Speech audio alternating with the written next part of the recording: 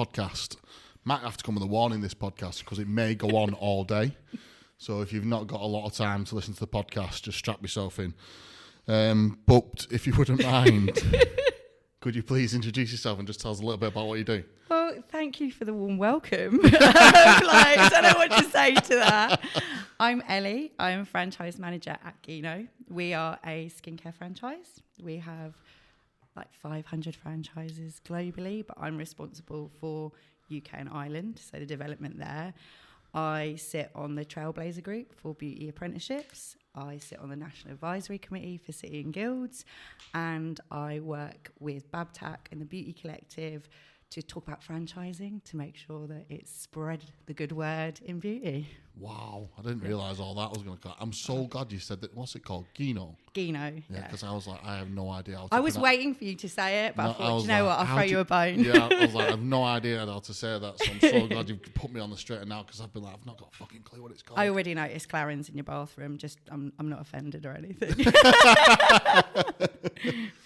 I don't know where to start this podcast, but I was going to start the conversation we had once at a BFA show, but I'm actually probably going to ask you about, could you tell me a little bit about drum and bass? Oh my God, that is so randomly. What do you want to know?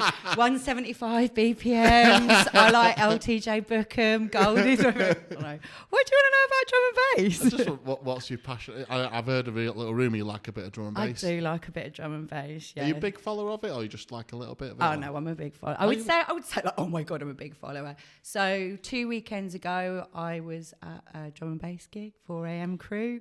I'm going to see Andy C next week at XOYO. So yes, I would say I like drum. I like indie music a lot as well, but I do like drum and bass a lot. And has that always been the case? Yes. So I used to love going. There was a club locally called The Matrix where Goldie played when I was probably too young to be going in there. So yeah, I think I like more commercial chase and status. So yeah, I do like drum and bass a lot. I think I like a little bit of drum and bass. Do you? So who do you like? Talk me through. I don't know any of the names, you see, and that's why I was saying. Can you sing it for us? No. So back in another life, when I was a different type of person. Right. No, I'm still the same person. Yeah. I was going to say, yeah, because you're so There's a nightclub changeable. called Bowlers in Trafford in Manchester, and they used to have a drum and bass room. Right. And I would often be maybe skanking a little bit in there now and again. Yeah, just now and again, right? Just now and again. So yeah, I do like a bit of drum and bass, and I have to have a bit of drum and bass on the car.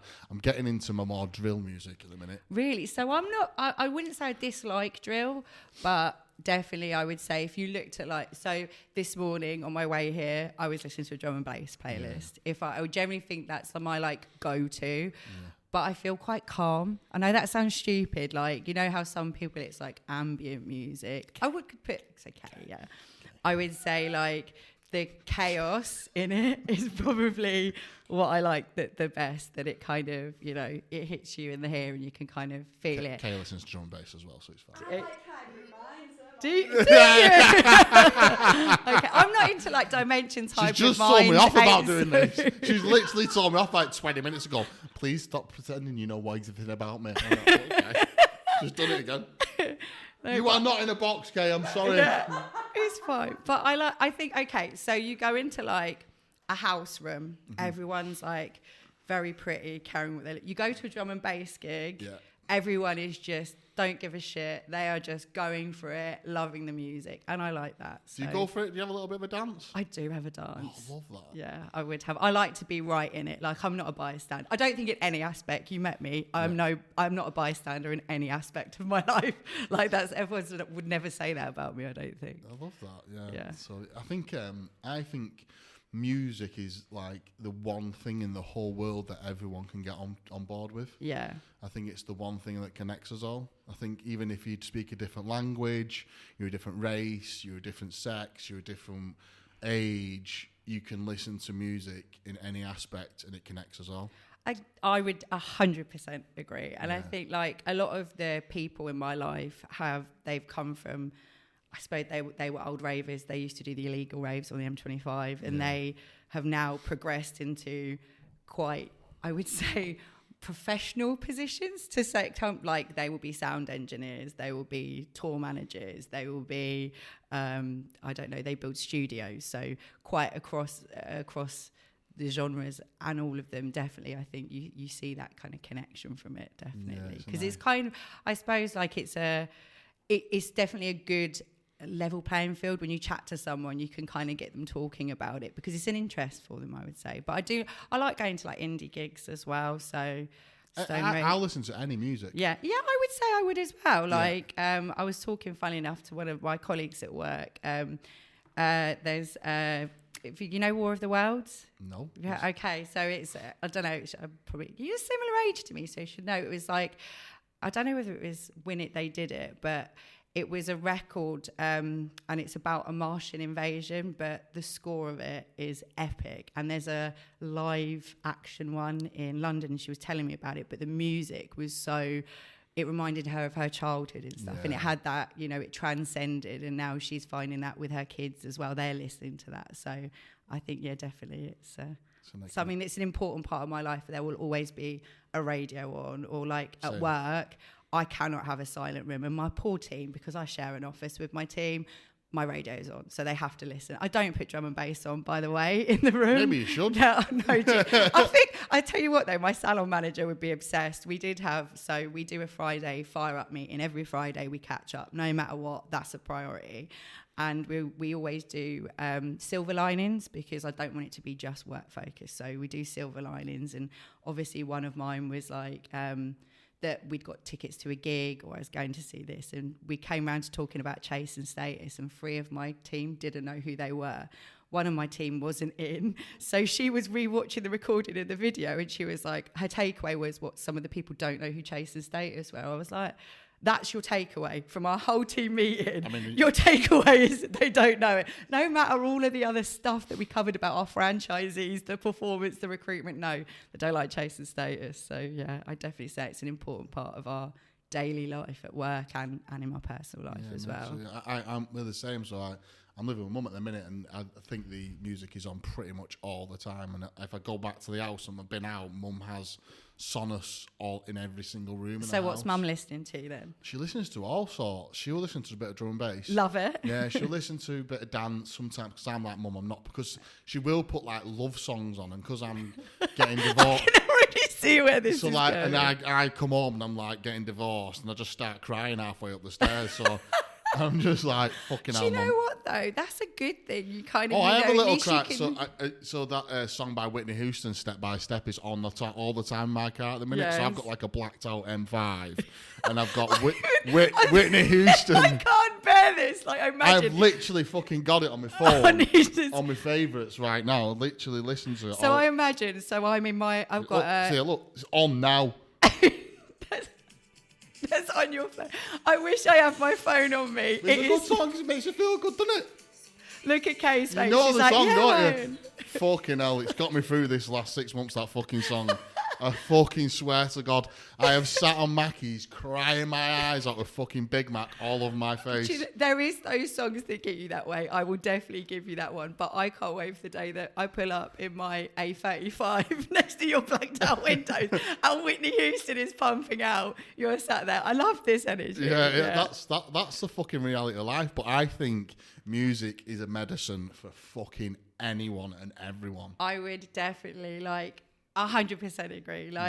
It will change the tone of a room. It will change and influence everything, because you can really influence the mood. Definitely. Yeah. If everyone's feeling a bit crap, you're going to put a banger on and get everyone kind of going. Yeah. So it's like that with Ollie. He puts country music on, and I just start hating women because I just feel like they're all like. Okay, so we're talking like Johnny Cash. Yeah, I don't know. Don't ask me names. I'm gonna go and ask Ollie. Don't get him up here. He'll bore everyone to death. But it's I'm gonna go straight down there and be like, tell me your country playlist.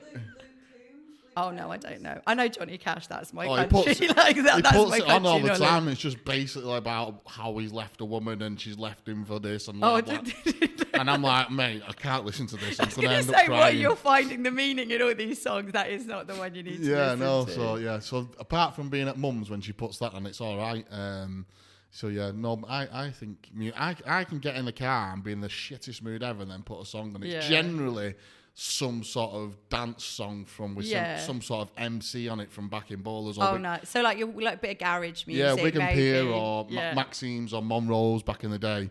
And there's some people watching that who have been to that and they know the very messy events. And I just drank Red Bull. So it was. But I think music. That's why I asked. I think music connects everyone, and I think it's an important topic to talk about. I'm obsessed with these venues that you talk about because obviously I'm from the south, but I can think of these little like Pantiles, Jags Bar, all of these little ones in my area, or that there would be that kind of thing going on there. Matrix for the drum and bass rave, those kind of things. Fucking hell, it's gone out of my head now what I called it before. Bowlers in Manchester when I used to go, so I was at school. Bowlers, love that name. We used to go, so it was a car boot sale industrial unit. Yeah. On a Sunday, it was known as the biggest car boot sale, but at the weekends, it was the biggest rave, and they had a Helter Skelter in there. Oh, okay, like Fantasia. Yeah, it was like Fantasia, yeah.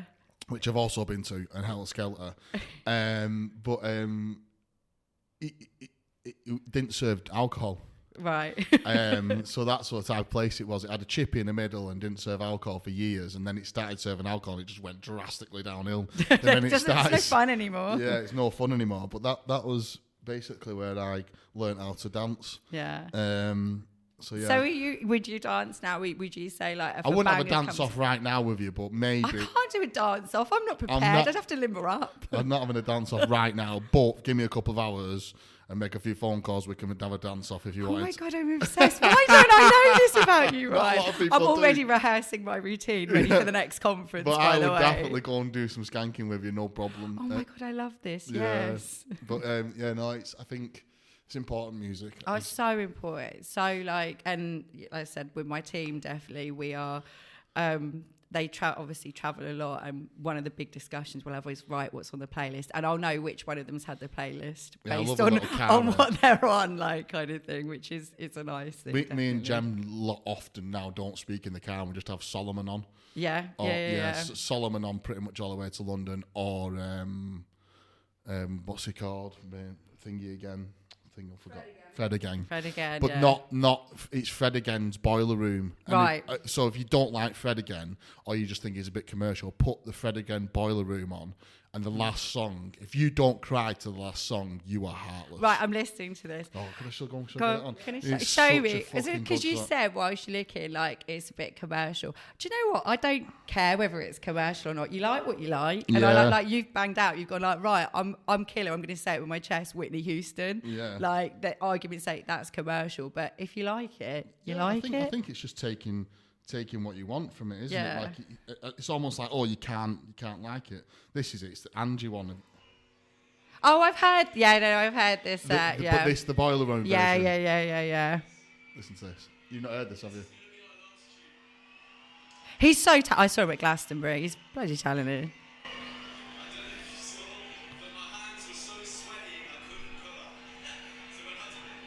It's this bit of the sentence.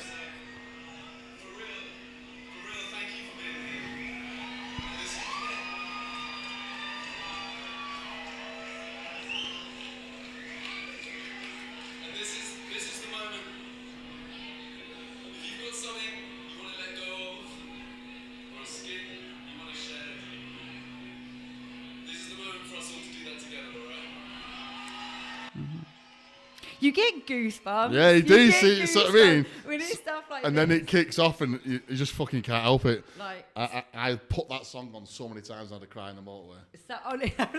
This is my crying song, okay? I'm going to get a playlist going with you on Spotify. I have got a crying playlist. Oh my God, right, I'm adding it. I want to see this playlist. Because with like another, it's often electronic music, funny you say that, I've seen the Chemical Brothers a lot, and every time their sets are just like, they're so overwhelming. It's like an assault of like visuals, sound, and being right in that pit and everyone is just there having the best time, and that is like a tonic for me. So I feel like I can totally get. Also, if you want to have a cry, like you can be like. I think it's important to talk about these things. I want to actually try and talk a tiny little bit about things. I do love this music topic, but I would talk about this for 5 days. I was going to say, I feel like we could spend our whole day talking about gigs and stuff. What I want to get into your ribs about is about your team, because you mentioned them a lot. You mentioned them off camera quite a lot. Yes. And I want you to talk me through your team. Maybe not have to mention names if you don't want to. I won't mention names. I'll shout them the fuck out. Just talk to me about your team and who we got.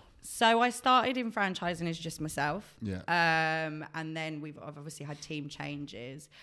Now my team, so I have 2, they're called franchise manager assistants. They aren't assistants to me. They deal with all the general like admin and stuff. One of them is on mat cover because I've got another one who's on mat leave. One of them, Claudette, she joined as mat cover for, again, one who's she's on her second child now. She's promised me it's the last child. She's the buyer-telling. Yeah, she's Claudette joined as temp, did an incredible job. So I managed to keep her. Also, we'd expanded the network. She started and she wanted to.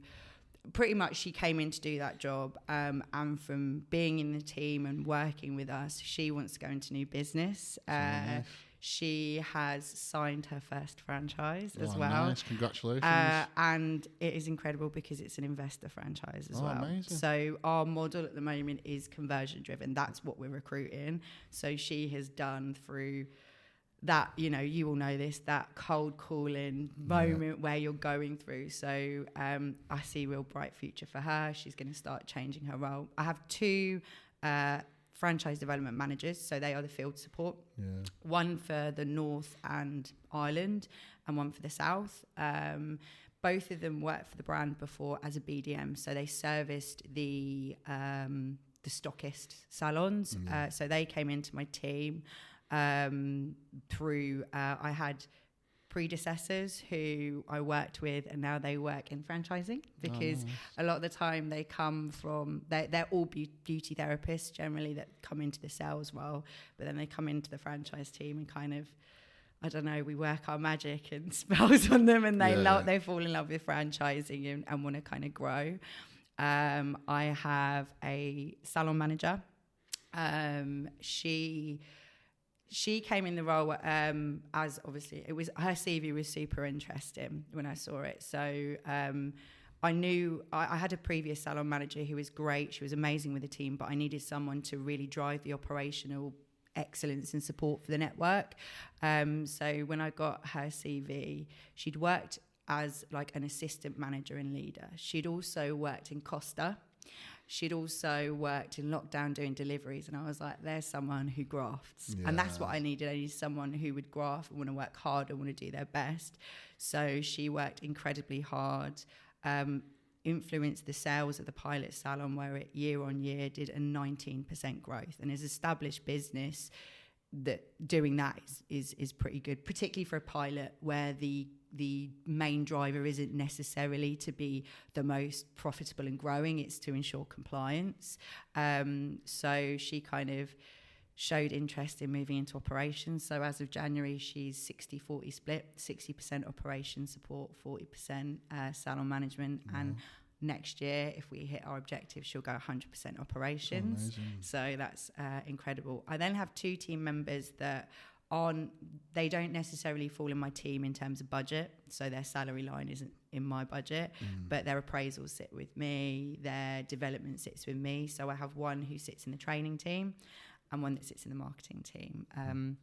And the trainer has been with our brand for I think like 7 years now.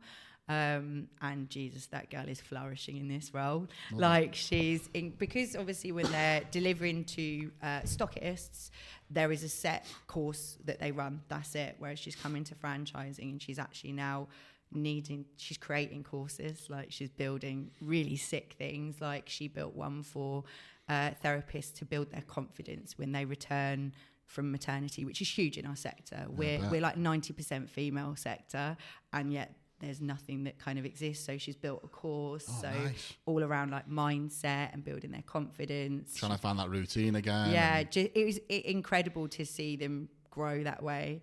And the lady in marketing only joined us in August, but she's already exceeding. I've got her delivering training quicker than she needed to be. So the team, I was talking about it with Gemma and we said it downstairs, but people always say you're lucky to, I'm lucky to have a good team. It ain't luck. It's hard work from all of them and turning up, but also creating, and I think it's something you guys do incredibly here, and I'm like inspired by it, is creating that culture where actually everyone wants to do it for each other. They're not doing it because I'm saying, right, guys, we have to do this. Yeah. They want to do it. They want to achieve the objectives. They want to work for each other.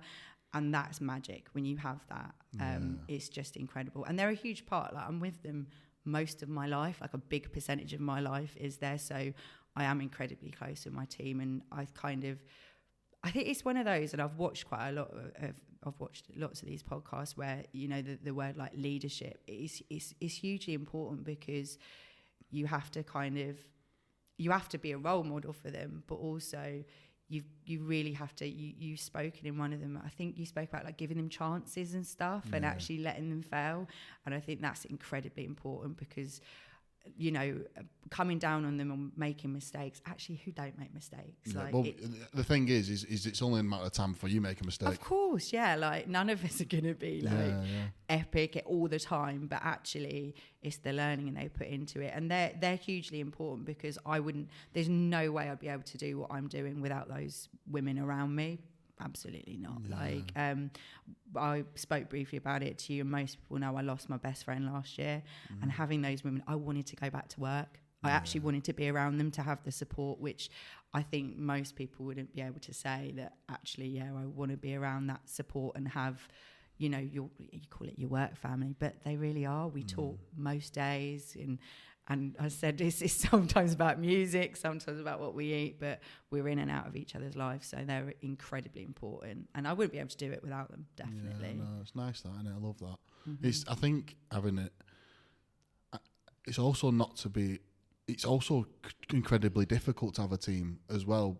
That feels like a negative, but it isn't. It is incredibly difficult for you as an individual to go through growing a small team to a bigger team and learning how to control yourself and go through leadership and make mistakes as well. I find it also quite difficult to have a good team, not for the team, for you, certainly. You go through so many lessons, I think. You feel really responsible for them. Like, their wins are your wins, their losses are your losses, their pains in their life become yours as well.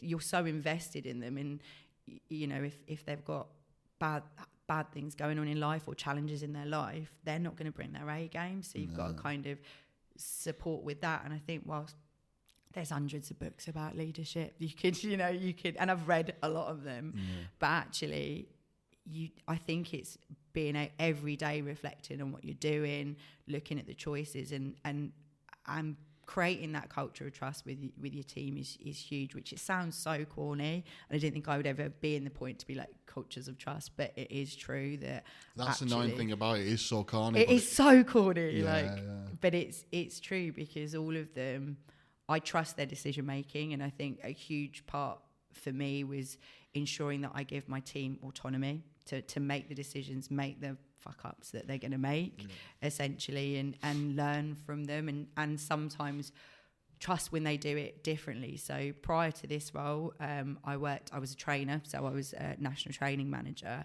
and I had a much bigger team. I had a team of 11 plus some remote, some internal, and it's different vibes when they were all trainers. So trainers are very compliant. They work very much in terms of following methodology. I've now got salespeople. I've got a marketeer. I've got admins. So all of them are very different. Like you guys, you're all. It's different personalities here, and so like the salespeople are going to be salespeople essentially, which is it's banter and laughs, and then but also they need to be up.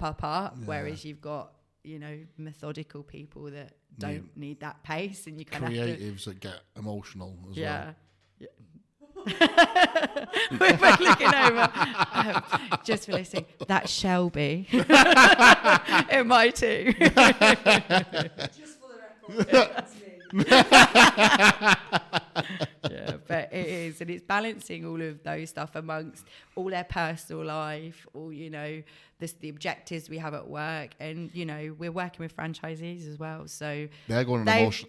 They've got teams to manage. We're most of them are SMEs. They probably have the most. It will be 5 staff that they're managing. So you're absorbing or trying to support them through all of the challenges that comes with maternity, recruitment, disciplinary. I mean, touch wood, we don't really have, I don't have that experience in my now team, but you have to deal with all of those resignations, all of that stuff that happens in the melting pot of what you've got going on in your personal life. So I think I learn from all of them a lot as well, and I do find it's important that we kind of do. It's not like 360, but we're transparent where, could I have showed up better for them? Mm-hmm. But vice versa, what's a different version of their perception? How could they have done that differently? And 9 times out of 10, they'll be like, I could have done X, Y, Z. And most of the time they're doing the most. We also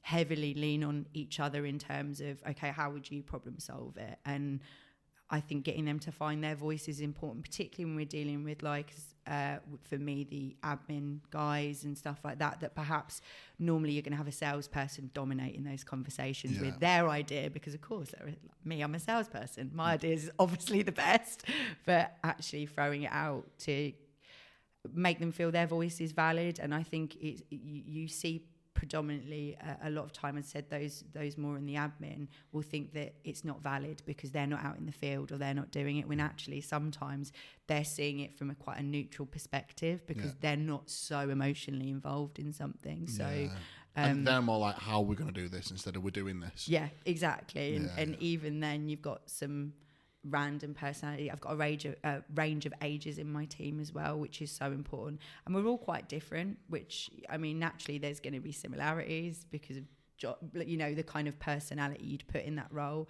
But I think if I had a team of me's, it would be a shit place because it's an echo chamber. I'm just going to believe it's always the right thing, and actually there needs to be shade and light in leadership, and actually it's good to have people with a different perspective, I find, anyway.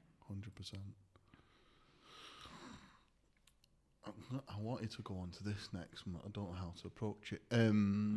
Talk to me a little bit about whereabouts you're from, and a bit about your upbringing, your family and stuff like that. So I'm from Sunningdale, council estate. It's just outside Ascot, near Wentworth. Yeah. So from a council estate there, though. So growing up, I was very conscious of, there's very, very affluent people. I was on the other end of the scale. So I have a sister who I'm incredibly close with. I speak to her every day. We are very chalk and cheese, hence why I'm like, she's very analytical, very logic-based. I'm all about the emotion. I'm like, everything. Most times if people meet her, they would be like, she's a bit of a resting bitch because she's very reserved. Me and her talk about networking loads because obviously I'm quite active in doing it because of my job. Her worst nightmare. She goes to a lot of conferences, but she is that person on her phone in the toilet. Can't imagine anything worse. Remote working was a dream for her because don't want to speak to anyone. She doesn't need to speak to, and she doesn't in her job. She's incredibly bright, could wipe the floor with me with logic, problem solving, smart like that, but she's a very reserved person. So we were really close growing up. I have a half sister, which we found out about when I was, I think, about 12 or 13. I found out about it. She's on my dad's side. She was older, so she's like, I think she was like 10, 11 years older than me, maybe more than that. So we met her. She's not in my life, not through anything bad, because obviously she was adopted, so there was a lot of element of there was no reason. It was more probably for her to find and probably answer questions for herself. Mm-hmm. I lived with my parents. They split when I was 13. I then lived with my dad. He has addiction issues, so it was quite turbulent when I lived with him. You're not skirting over that. You can't scare. Okay. So it's part of why the marriage breakdown was there, probably. But only because it's part of my life. Yeah, it's a huge part. I feel like if I knocked on every door, I say it to mum because sometimes we carry shame with it. Yeah. And I always say to mum, if we knocked on every door on that street, mum, someone would have something going on. It's really weird because if you think of so it's gambling and alcohol to him. If you think about addiction, you would think of an alcoholic being a specific way, and actually he wasn't in drinking every night. It was very heavy at the weekends. Then it kind of crept into other aspects of life, and when you reflect, as you do, like me and my sister would reflect on it as we get older, there were a lot of points in our life where it actually wasn't acceptable, but you just run with it because that's what you did. That was kind of the element of it. But my mum left, probably now as an adult I understand it. My dad was quite he's a very smart man and quite manipulative, and if he drinks it's a shit trait, and she was probably in a position where she didn't have the voice to be able to step out. So she left. She then was in a relationship who's now my stepdad. At the time he lived locally and we knew this person, so there was a real element of she left us with him for that guy. But it's, when you're 13 and you've got all your angst and you don't understand, you don't get it. So I didn't really have a relationship with my mum, and then things got quite bad with my dad. Also, I was probably quite a smart ass. I would say probably was. Is. Probably quite. I'm a smart ass. So I probably weren't the easiest. And I was quite, my sister's older. I was out and about at 13, going out, had my life, and he probably didn't. It wasn't a case of probably he didn't really know how to deal with two girls.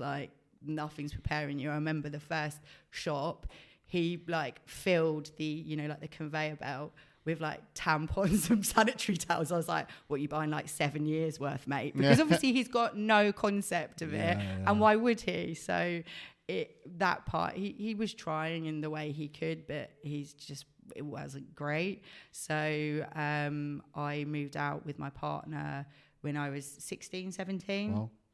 Because there came a couple of quite difficult circumstances where I was like, it ain't good for me to be in this situation. So I kind of stepped out, was in a house, and that kind of defined where I went, because I couldn't go to uni. I didn't have any money. I was living on my own. Well, not living, I was living with my partner, but I had to get a job. I had to work. So I wanted to do sports physio. That was actually what I wanted to do. I don't know why, I just did. But obviously I couldn't go to uni, so I did beauty. Was sports a big part of your life, or? I mean, I think I like the team element, probably. I like that. I always like rounders and netball and stuff like that. I did PE as, you do your options at school, because I kind of had that in mind.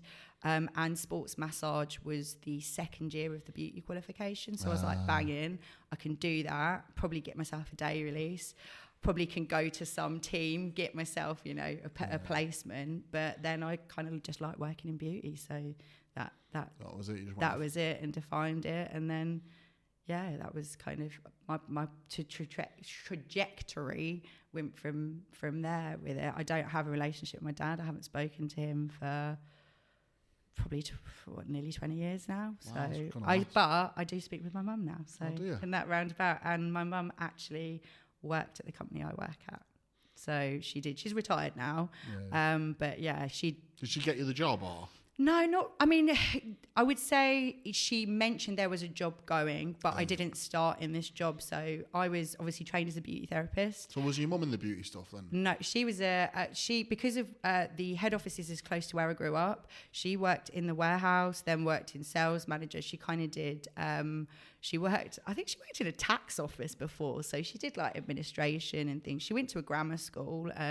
So she had a lot of soft skills that she could bring. But I trained as a therapist. Then I went travelling. I lived in Australia, worked as a therapist, came back and was in a bit don't really know what to do. I'd been in a salon manager role. I'd been in quite a few. And so you started off when you were 16, you moved in with your partner and got a flat, I guess, or a house. We had, it was called, I can't remember what it's called now. It was like a kind of, Dovecot, it's called. So it was on the side of a big house, and it was you kind of walked in and there was like a lounge, and then you go through a kitchen and there was a room. It was brilliant. I loved it. It was really cool. We lived there. Then we moved to a house shared with a friend. Then we went travelling to Australia. So sold up, went there, had a blast, as you do. I was 19, we went travelling to Australia, so that was super fun. Then when I came back, I was kind of like, what do I do now? I'd go and work in a salon, and there was a job going in the training school as like, it's like, it was course coordinator, so it's like booking therapists onto training and booking.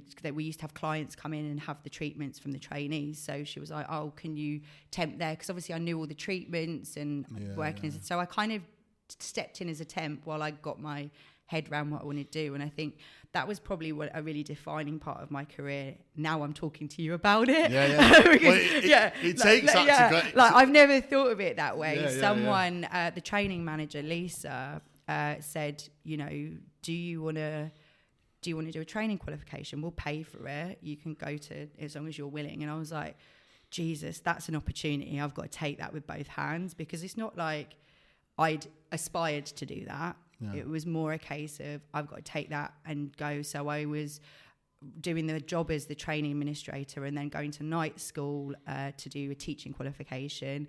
And then at weekends and certain days I was doing like working in a college, training beauty. So I got my training qualification, and then they gave me a fixed job as a regional trainer. So I travelled around all UK and Ireland delivering training, which I loved. That was such a cool part. Then from there, I suppose, naturally, I think I would always want to do like the best I can. I've always had the thing, like, I can't remember who said it to me once, like, I think we were talking about career paths and that every job has its place. And I think it was like the world needs shelf stackers as much as it needs CEOs. Everyone's got a place. Yeah. But I know who I am. If I was in that role, I would have to have like the most efficient shelf. It would need to be like, I think if you're going to do a job, you need to. I'm that guy. Yeah. I have to do the best version of what I can do, and that's a thing in me. So naturally, I kind of progressed into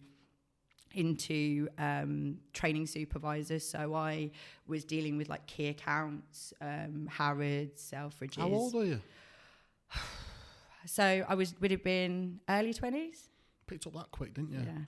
Smart girl. Yeah. But why do you think that is? You think quite streetwise? I think it's probably a bit of that streetwise, but also again like talking to you now and seeing. I think I always now I know, and my team have said it to me before, and I think with age, like you hear that one of the things I think I do well, no, actually I know I do well, is I like to empower people to do that to themselves.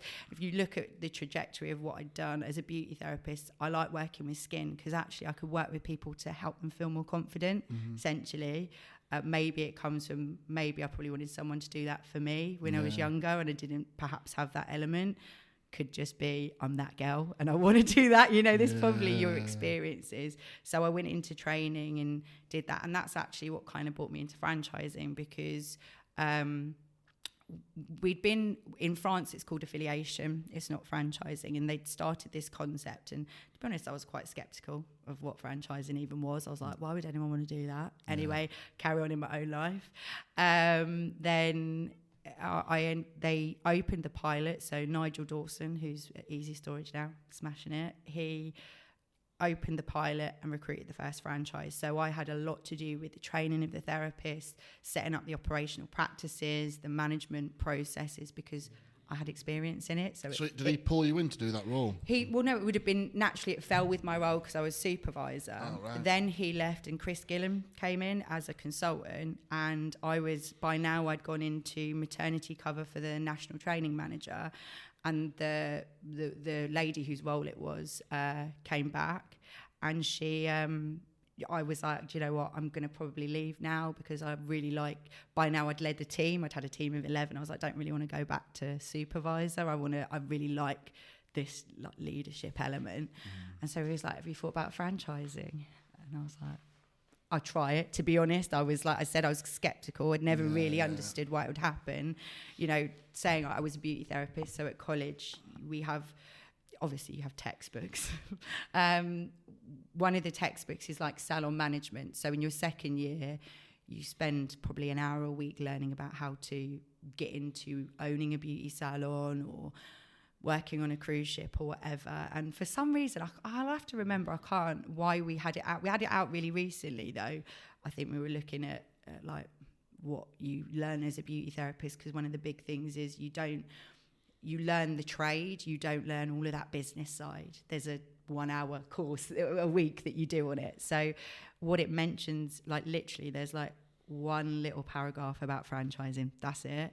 And in my handwriting, it's like for hair and expensive. And that was my perception, because that's what, you know, I'd seen. So I thought I'll go into it. But again, I think, you know, like I said about that being that probably was a really defining moment, because that's 2 times that someone has probably seen something in me that I've not seen in myself. Like I don't think anyone, but it's probably a rarity that someone would aspire to go into franchising. Yeah, I think you fall into it. You know, you're going to fall into it probably because naturally there's going to be other things that you want to do. It's not big enough in the UK for it to be out there yet. No, you've got boys. They're probably not be like, Dad, I really want to go into franchising. Might buy them a franchise when they're 18. That's how they're going to get into it. Someone who knows about it, like with you. Like I fell into it because of mum and dad. It's going to be that way. So. Chris had a lot to do with the BFA, so said I'd heard of them because we at the time it was affiliated, so we were we just started out, and obviously to have our pilot and stuff. So he said about going to a conference, so I totted my way. It was very different. It was 2013, 2014. The association was different then. Pip wasn't at the helm. It was probably more in terms of, we'd spoke about this earlier, it felt a little bit stuffier. But the people were incredible. Like there were some people that really made that first transition into the community so useful, and they just gave their time.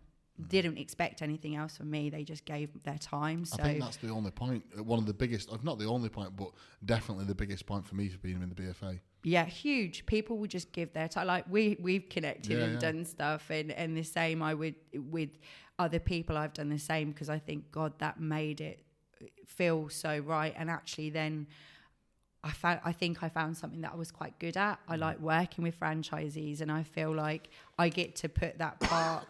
Like I said about empowering people, I feel like what a way to do it, because I get to be part of their life for like 10 years, because our agreement is 10 years, and see them, you know, evolve and change and build something for themselves, which often it feels quite far away, or they own, you know, we're working with conversions, and a lot of time they've done it because they love beauty therapy. That's why they do it, and they're really good at doing treatments, but they don't really have, they've not had guidance in how to operate a profitable business that's an asset to sell.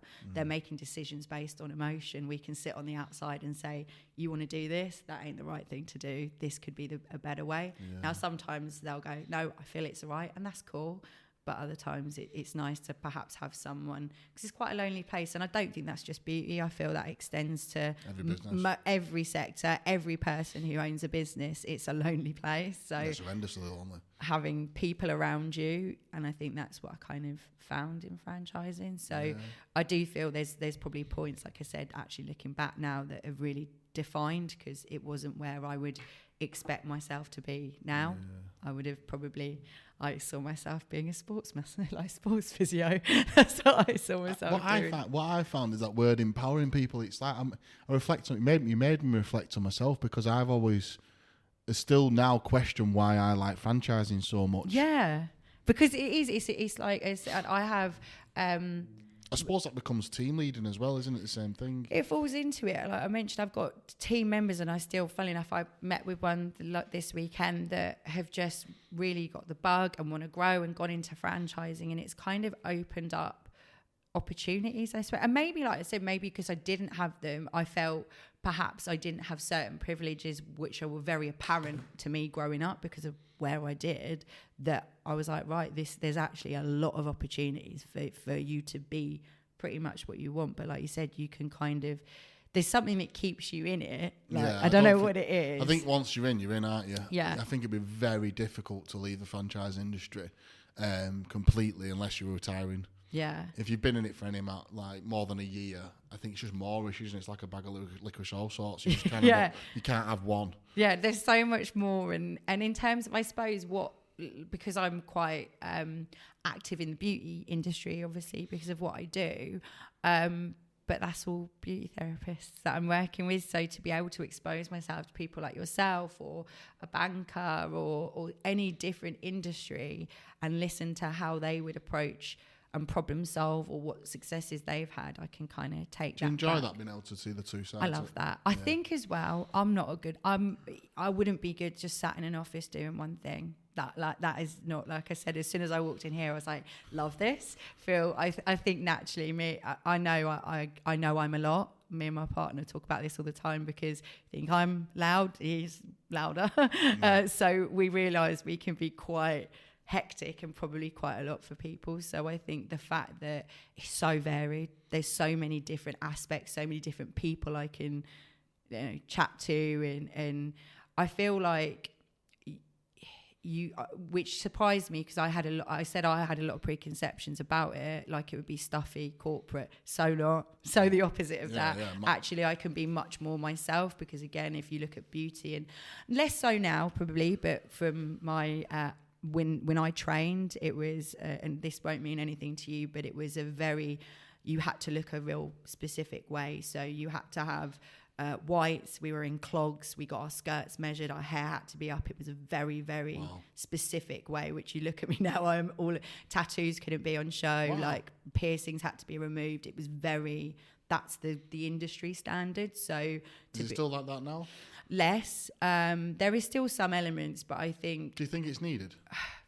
I have a real bias to, actually, I think naturally, if they say it has to be this way, I'm going to be like, well, that's bollocks. I want it to be this way, because to me, there's an element of, I do think there has to be a professionalism in what you're doing, because it's how you're going to be perceived in working in a client. So if you're turning up in, like, I don't know, trackies, trainers and stuff, then you're going to be perceived a certain way. Mm-hmm. So you've got to be comfortable with that. But in terms of a tattoo or an earring, does that stop you delivering an amazing service? Yeah. No. I think over the years, all tattoos and piercings have become more acceptable as well. At the same time. I would say it's evolved. Since like the late 90s, isn't it, to now? Yeah. So I definitely think there has been changes, but I can see it more, it being a specific, and I felt very comfortable to be myself. And not that, I wouldn't say in beauty I can't be. I'm always very confident in who I am, but perhaps it would be unexpected in my role. I question myself in my role, because recruitment's generally shirts and ties, and suits, and but then I think I have gone too far sometimes, and I wear trackies sometimes to work, and I definitely wouldn't go and see a client in trackies. Yeah. Even though they look smart and clean and they're nice, and I think they look well, but I think I don't know how well I would be able to deliver what I need to deliver to get that out of it. And I think maybe I'm wrong with the beauty industry. No, I think I feel, and that's probably why we connect, because we have probably similar outlook in, actually, if I turned up and I was in those, I can't be me, and I would end up feeling so uncomfortable in my skin that I wouldn't be able to deliver. But it's probably, I feel there's like, let's come in here, I'm in jeans and a jumper. If I'm presenting to a room of people, I'm not going to be wearing this, but I'm going to be wearing a version of what makes me feel comfortable. Yeah. So I feel like you would dress according to, like, if you're going to be presenting, or like you, and if you're too far away, like if you're in suit and tie, it's just not you. It's not like, or in every walk of life, there might be some occasions you would, but I think it just won't. I definitely think it's because, again, when I've had to wear uniforms in my job, but actually, and I've seen it with my team, they obviously were prior to, and with quite a few of them prior, they've worked as BDMs. They've now moved into FDM, and they're wearing slightly different clothing because they're wearing much more, they're becoming more themselves. But the more they're themselves, the better job they're doing for the franchisees. And it's appropriate, because that's what I think one of the big things is with our franchisees naturally, and I was talking to some of the team about this. The brand I work for, it has a perception, and that's the brand identity. So I can't change that. Yeah. But our franchisees know, actually, essentially, yes, they believe and love the brand, but it's the franchise team that they want to work with and want to be working with. So they have to be authentic to what they're like, definitely. And I see that transition. And it's really, I suppose it comes back to that empowerment piece. I love to see them doing this and growing and doing. And that's why I think that makes me like my job, because I'm seeing them to achieve things that perhaps they thought they couldn't. And that's cool for me, definitely. We don't really have a uniform policy here. There's a couple of things that Mum kicks off about short skirts now. But I think that's because she's... Note to self, don't wear short skirts around. I think that's because she's 71 and she went to a Catholic convent school, but she'd batter me if she had said that. But so you can't wear skirts? No, I mean I have got a kilt, but one of the things that I found unusual is that people wanted to wear hoodies and t-shirts with Tezlom on. Yeah. Which I found unusual as well. And it was almost like, I mean, Ollie in particular, because he worked in the car game and always had to wear a suit and a shirt, or he'd wear a Mercedes shirt, or he'd wear a Honda shirt or whatever. He was like quite adamant about it at one point.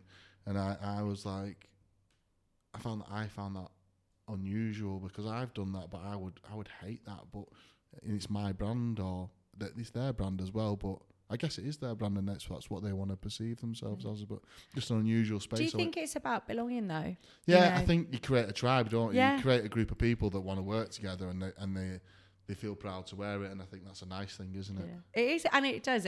People laugh about my team, like it is a bit culty, but it is. It's a tribe, and you all have that same... It's a cult, yeah. Yeah, you do. You have that same kind of vision and values and everything. So you all know each other's business. And but I think that, look, just for me and you, that works, and I think that's where we find the most success. Well, that's where Trevor. So I often eat my own head sometimes, especially when people, because I've been here so long. Yeah. And I'd love to take 12 months out and go and work in a different company. Same. So I've been at Guinot for 20 years. Yeah. So it's I would love for someone to just take me out of Tezlom tomorrow and go and work at fucking driver hire. Or go and work at McDonald's, or go just to see the process. I'm always, because I'm like, well, how are they doing that? And what are they doing? Because you have so much tacit knowledge around your company and the processes. But maybe that's why we both like franchising, because it gives us that dip into another world, 100%. like and see what everyone else is doing, kind of being nosy. But I think I see you it learn like so a much. Learning piece, like we can bring that in, like. Well, it's that vulnerability as well, though. Like, am I doing it right? Yeah, I suppose it is. Yeah, like you kind of question yourself in it, and I don't think I'm not unconfident in my ability. I know what I can do, but on the same things, I don't know any other way of doing it. Yeah, so sometimes I could be absolutely blind to it. One of my the team member who's on mat leave, she's been with the company since she was 16, so she's worked in all aspects of, she's worked in the warehouse, she's worked in customer services, and she now works in my team, and she is incredible. But she has so much imposter around, she couldn't ever go anywhere else because she only knows this. I'm like, babe, you've got it. But because she's not done like a formal, she's not done a formal Outlook course or mail merge or something, she thinks she's not, whereas all of us are like in awe of her processes. She's like the queen of having the best process. So I think we all have an element of that imposter syndrome, definitely. Yeah, it's a fun. I find that it's especially running and leading a team. I always feel like criticism from people who've left, and because I live in a small town, you get you hear the jungle drums sometimes, or you create. I definitely create scenarios in my head that aren't true. Really? But I would love to spend some time in another business and prove myself right. Yeah. And prove myself right that I do it right. But also maybe prove myself wrong at the same time. But it's funny, I've had people leave the business that I felt under criticism for, and then spoke to them in the future, and they've been great, and we've actually been friends, and things have moved on, and they've forgiven and I've forgiven, and it seems to be okay. I think as well, naturally, you're going to feel like even if they give you a clear reason. This is exactly why I've left, and it's not to do with you or your leadership or anything. There is still that element of, because you bring these people in your life, you're so close to them, you're losing someone from your life. And then on the back of your mind, because I know it's like my brain probably works very similar, you're then like, how am I going to feel this person? Like, that person is so... Every single one of my team is so important. There isn't one of them I could drop off. It isn't just, and that's why we do the shout out on a Friday, because every single one of them. I was going to talk to you about that afterwards. Yeah.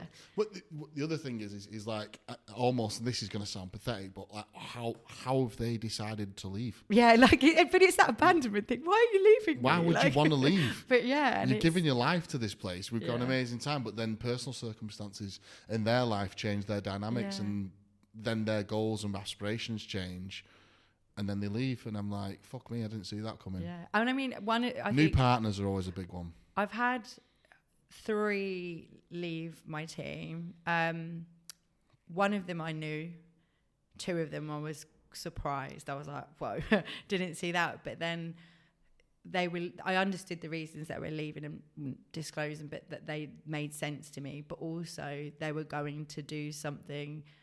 Like, all of them, as I mentioned, they've gone into franchising. They've also, I see them killing it. Like, they're doing so well. And I'm like, how can I not love that they've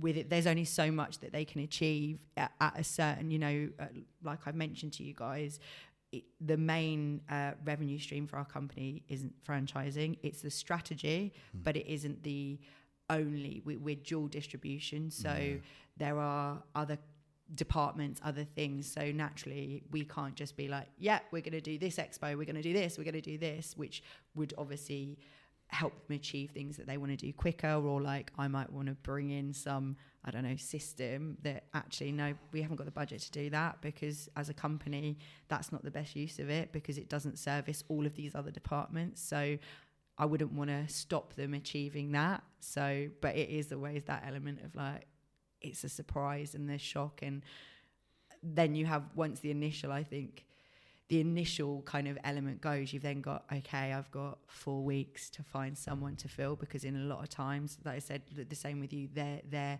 so influential and important in your team performing. You've got to do all the recruitment and plus doing all your other job as well. Yeah, and just getting over the relationship ending. Yeah, and it does, and it's kind of like, I mean, I speak to anyone that's left my team still now. I said I saw one of them at the weekend, so I still have them, but it's still that like moment. Yeah, definitely.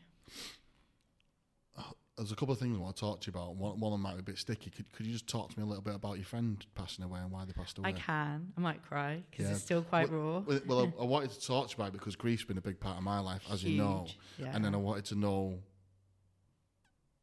you probably aren't coping with it, but what have you been doing?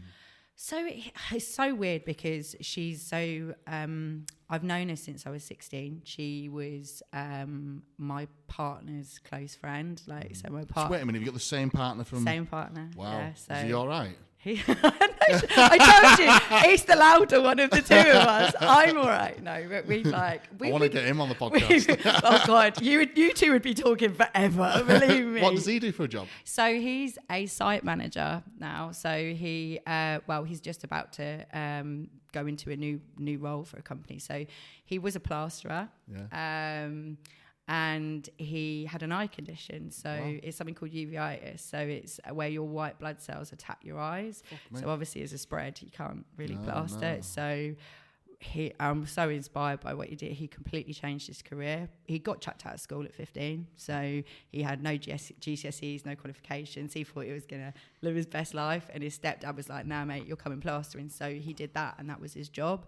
But he obviously had to go into something else, so he basically did night school and then put himself out working his way up, and now he's employed. He actually started working with a company in March this year, first time. Fucking hats off to him, man. I know, it's incredible. It is so incredible, and he's annoyingly really good at it as well. Like he's smashing it. Fuck that then. Yeah. Take it back off. He's smashing it. He's so good at it, but it's like it's one of these things, and we always had that conversation. And I think, like you said, you check yourself. I always said to him, you're smarter than a plasterer, which is actually a really shitty thing to say, because it's actually saying that plasterers aren't bright, and they really are, because that, you know, ask me to do it, I can't do it. But what I meant is, actually, he could have done anything he sets his mind to. He's so smart, he's very confident, he can speak across, whether you are the, you know, the richest person or the, you know, he'll treat everyone the same, and that's a really hard thing to find in industry. I was saying to Gemma, one of my best mates, she's a VP at Cisco, and one of the ways she got there is because she treats everyone the same, from the cleaner to the highest person, and that, I think, having your integrity and doing that is incredibly important.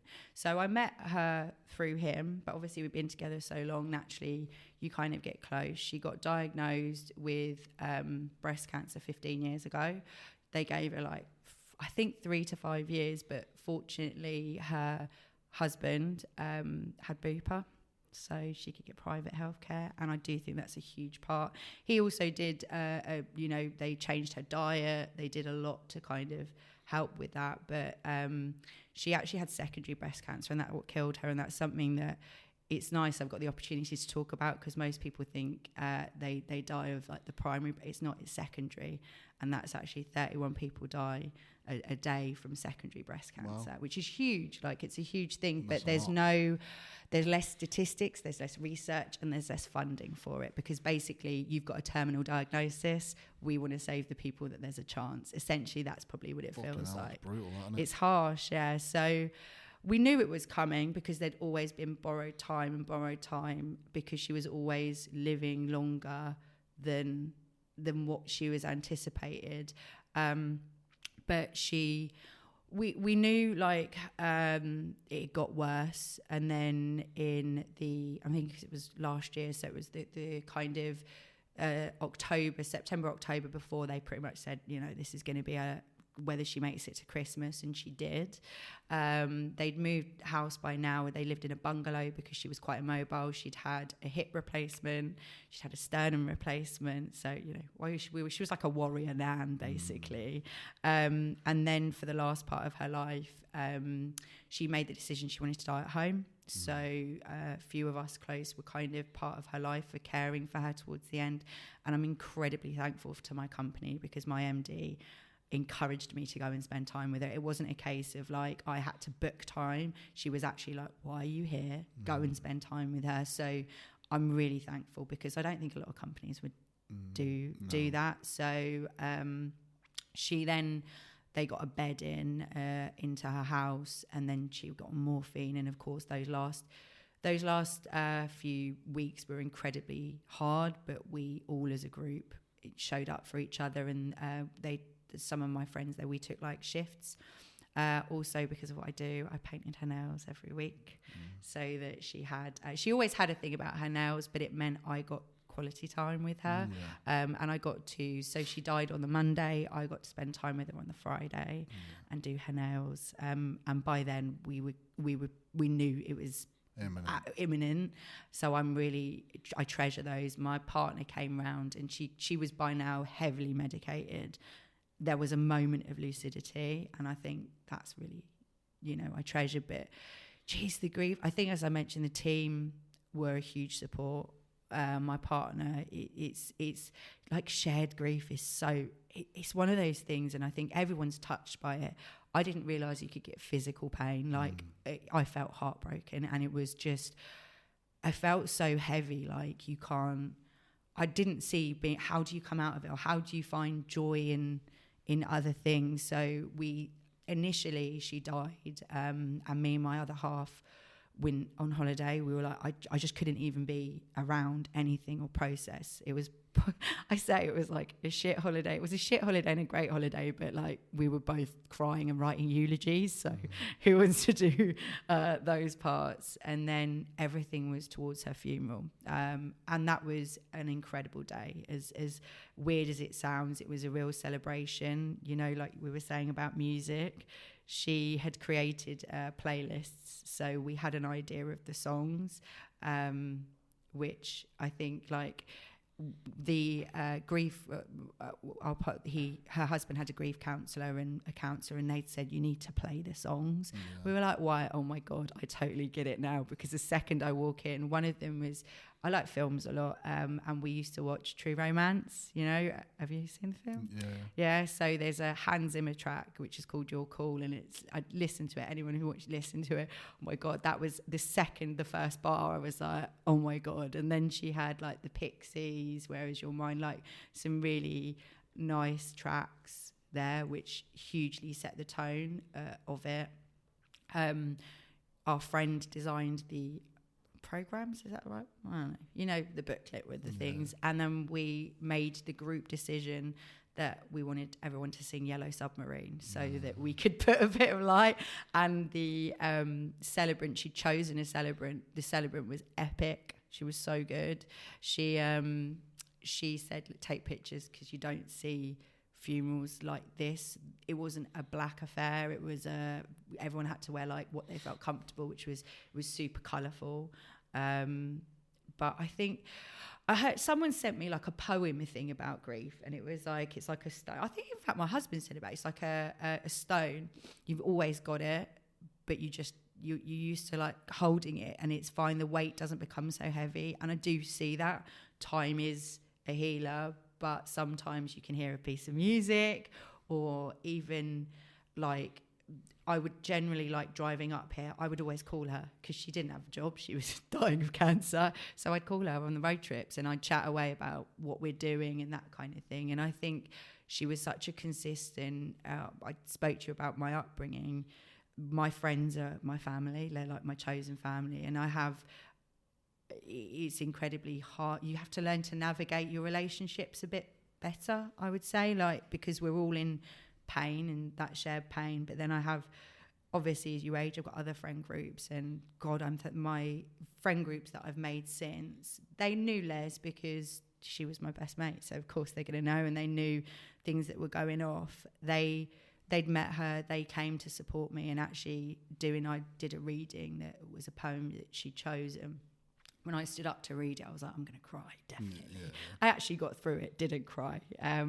But having those guys there to sit and look at and know that you've got that support, I think those elements, and talking about her is so, and so I appreciate that I've got this opportunity. I mean, what have you done? What have you found work for you? Because it's not always, I wouldn't say working, but you're trying to like find shit to help you.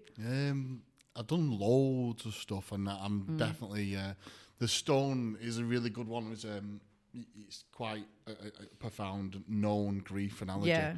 But yeah, it just lives with you. I've got a massive tattoo of it on my back as well. It's like a big beast of like a mutant gorilla tattoo on my back. On my back, it's the whole back piece. Yeah. And that's my trauma and grief kind of sits there, and it's like sits with you all the time, kind of sits in that cave. Now and again you want to go and feed the beast, and then you kind of just put it back to bed again.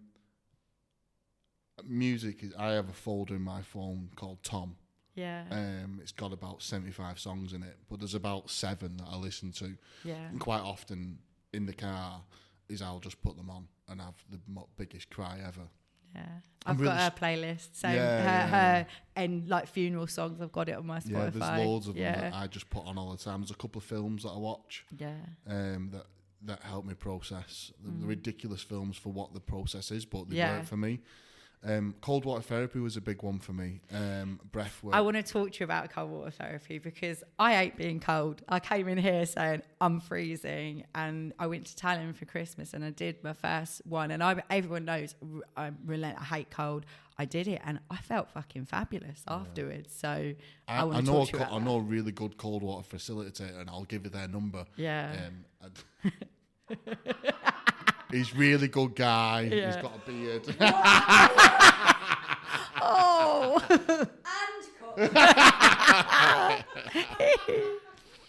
But I think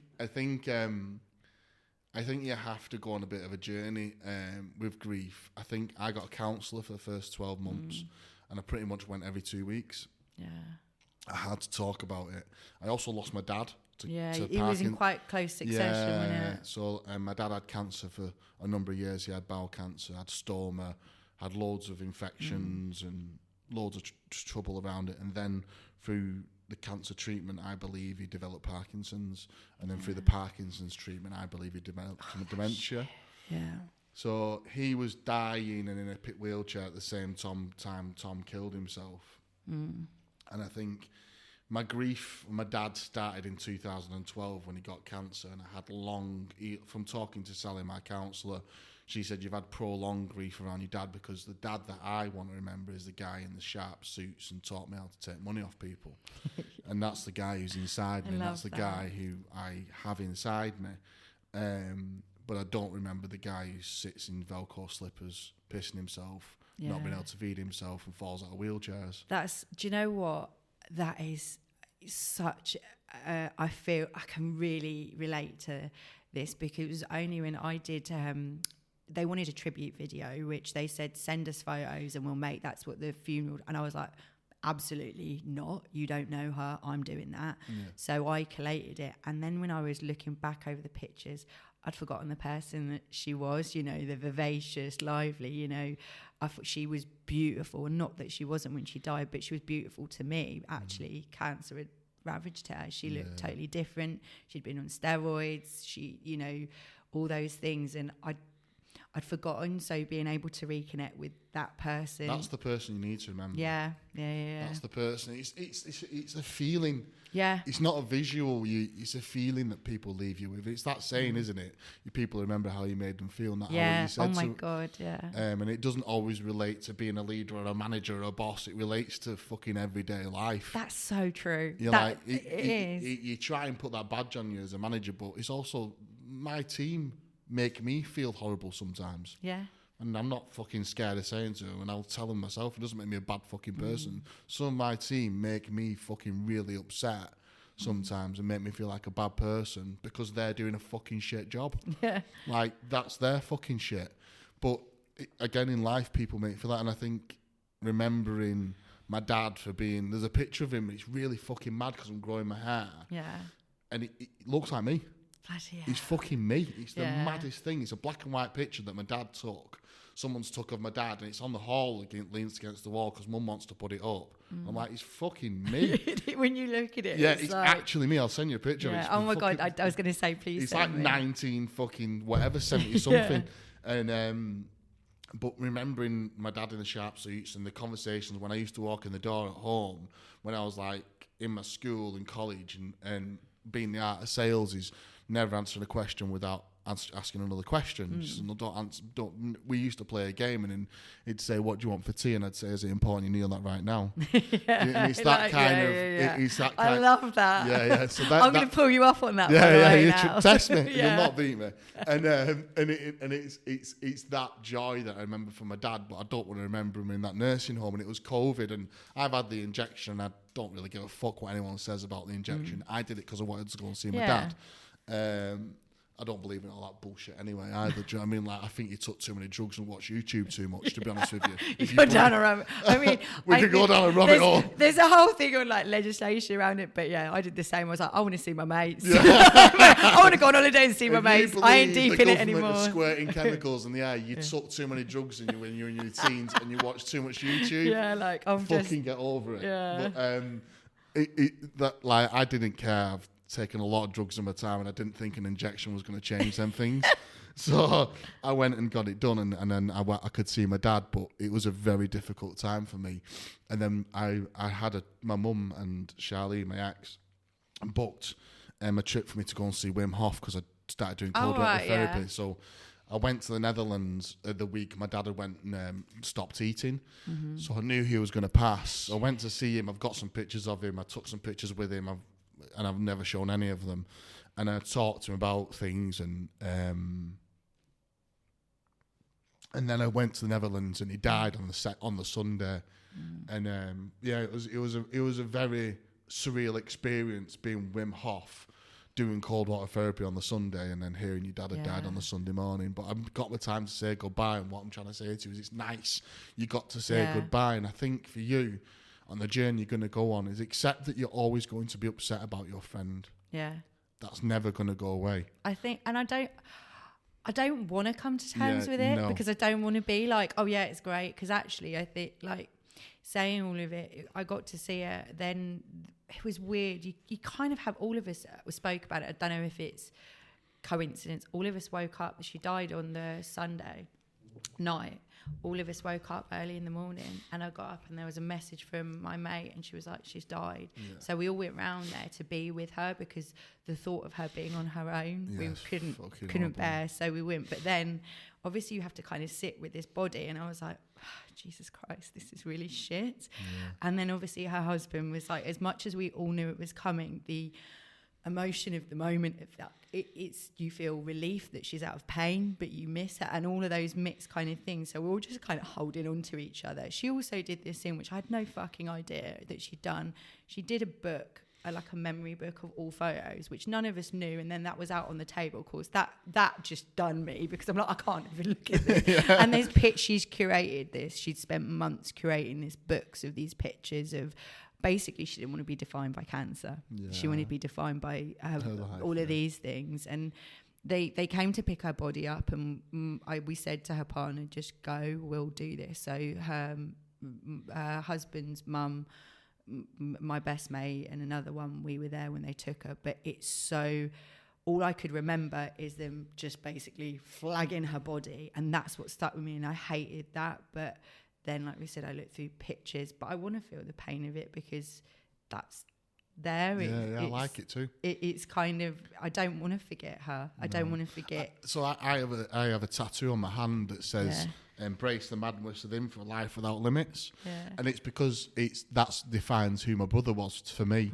So I have that spirit within me. And even when I'm in situations where I feel like I should resort back to being professional or commercially, those phrases that people put on those phrases, there's certain people in franchising, emos, they're really professional and successful people, and they have that domineering sort of male presence around them that make you feel like you should do that.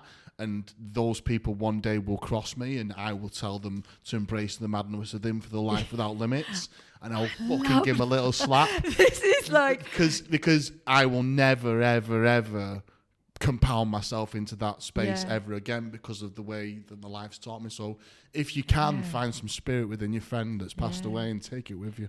Well, we all spoke about one of the things that we kind of she had, like one of our friends got it, and I wear it all the time. She left me jewelry, I'm wearing of hers, but she always picked happiness, like she loved like More Joy. There's a brand that's More Joy, and there's artwork we bought her, and all of us have like a bracelet with Choose Joy. And one of the big things is like, in life, just be a bit more les. And that's something, so you saying that, it's like, I really feel that, because when I make decisions, I'm like, what would she do? Because I would like naturally chat to her about my life, and she'd be like, fucking hell, you've got to do this. Or, because she was such a kind, she was so patient, she was very kind, she always saw the good, and that's what I want to take in. So the fact that you've got that actually taking with, it's really validating to hear someone say that's the right thing to do, because you don't. There's no like path of it. It's just sometimes it's really, I'm like well through it, and then other times I'm like, it feels like I can't breathe, because I wake up like still like sometimes I wake up and I was crying. I'm like, how am I didn't think that was humanly possible to do. Like, how do you do that? Or I was dreaming about her, and she was alive, and it's so real and tangible that I wake up and I'm like, no, she's still dead. Funnily enough, I'm not one to go to graves.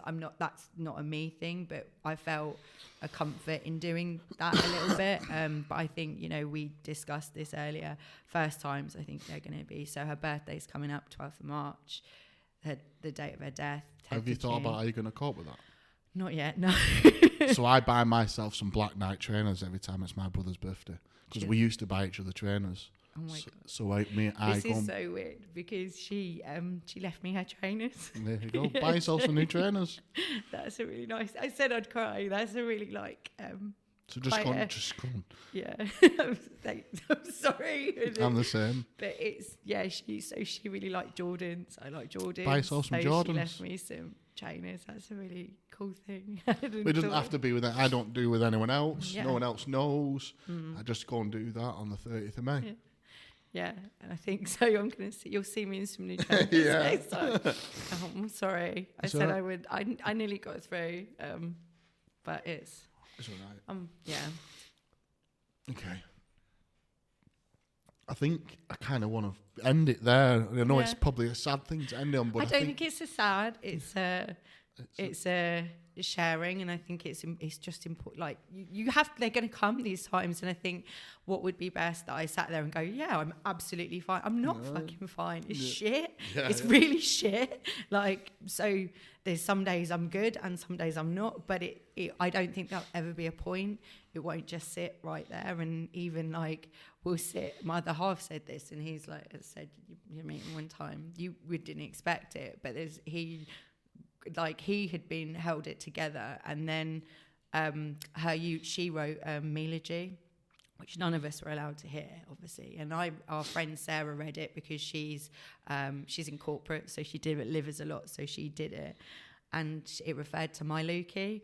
That was my other half gone, absolutely gone in the funeral, because it's those elements, and when you see him, you wouldn't think, but it's showing we're actually just human, and it's showing actually I really fucking love that person, and I'm not happy that they're not here. So yeah. I'm going to wind it up because I think this podcast captured you perfectly. Empathetic, great leader, great team player, probably an amazing missus. And Thank you. Thanks for joining me. It's been a pleasure. Thank you so much. Oh, Jesus Christ. I'm sorry.